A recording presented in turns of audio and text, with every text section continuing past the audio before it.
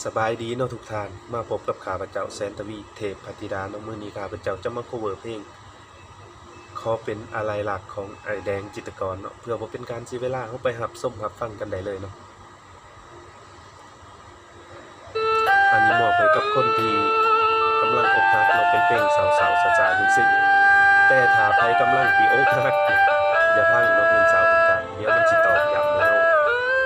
มองเศร้าก็ไปตื่นเนาะสำหรับข้าพเจ้าข้าพเจ้าสาวข้าพเจ้าจะไปฟังธรรมะหลายกว่าเราบ่ต้องไปฟังแนวมันหลบๆแนวมันสาวๆนี่ทุกท่านเพื่อนในวงเล่าเขาเล่าว่าน้องเลิกแฟนฐานะกำลังคอนแค้นถูกแฟนตัดราจากลาถือแก้วเหล้าค้างนั่งฟังเพื่อนเขานินทาสะกิดใจให้ห่วงหาฐานะเคยเป็นแฟนเก่าถึงเคยซึมเศร้าตอนเจ้าตัดหักสิ้นใยอายยังบ่ยอมมีใครเพราะใจ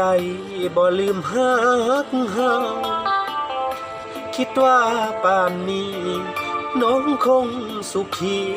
กับเขาเมื่อรู้ข่าวมาว่าเศร้าอายจึงเฝ้ามาทันใดบ่แม่นดีใจที่เห็นหักน้องต้องจอดแต่ด้วยห่วงและคิดโทษอยากมาดูแลหัวใจแฟนเก่าคนนี้ยินดีจะเป็นอะไรซ่อมหักที่เขาทำลายซ่อมใจให้ดีคือเก่าเพื่อนในวงเล่าเขาเว้าจังใดก็สร้างอายพร้อมกลับมาร่วมทางซ่อมหวังเดิมๆสองเฮาซ่อมรักแน่อะไรแท้แก้ทุกเรื่องลาขอเพียงแต่น้องลืมเขาอายขอเอาใจซ่อมแซม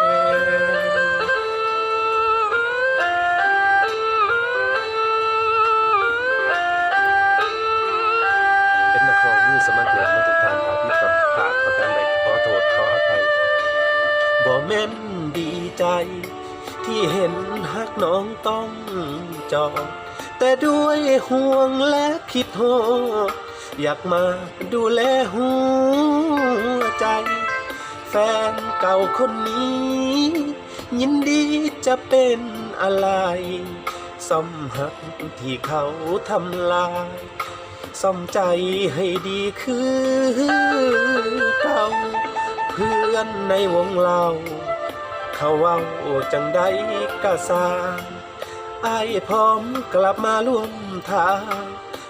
ซ่อมหวังเดิมๆสองเฮาซ่อมรักแน่อะไรแท้แก้ทุกเรื่องราวขอเพียงแต่น้องลืมเขาอายขอเอาใจซ่อมแซม